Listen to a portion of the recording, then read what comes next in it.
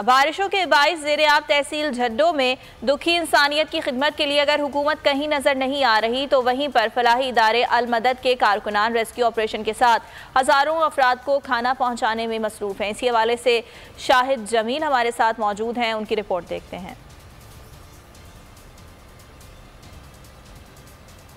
जी बिल्कुल, मैं इस वक्त मौजूद हूँ मीर बखास की तहसील झड्डो में, जो बारिशों के बायस ज़ेर-आब आ चुकी है और यहाँ पर तकरीबन 80% आबादी ज़ेर-आब है। 8-8, 6-6 फीट घरों में जो पानी खड़ा हुआ है, उसकी वजह से यहाँ पर जो यहाँ के मकीन हैं उन्हें बहुत मुश्किलात का सामना करना पड़ रहा है। यहाँ पर सरकारी कोई भी इमदाद नहीं आ रही, लेकिन यहाँ पर जो इदारे हैं, जो वेलफेयर्स हैं, वो काम कर रही हैं। मैं इस वक्त एक ऐसी जगह पर मौजूद हूँ जहाँ पर एक इदारा काम कर रहा है और बहुत अच्छे तरीके से काम कर रहे हैं। हमारे साथ एक दोस्त मौजूद हैं, इनसे मालूम करते हैं कि किन बुनियादों पर आप ये काम कर रहे हैं और क्या जो आप खदमात हैं यहाँ पर लोगों को दे रहे हैं।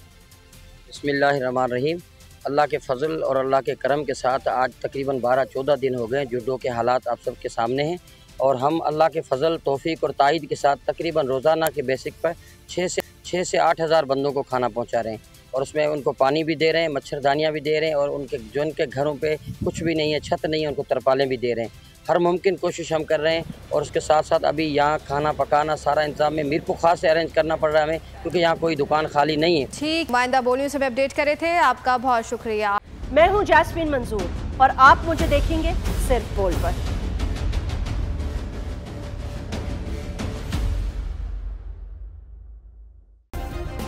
सब्सक्राइब करें और बेल दबाएं ताकि कोई खबर रह न जाए।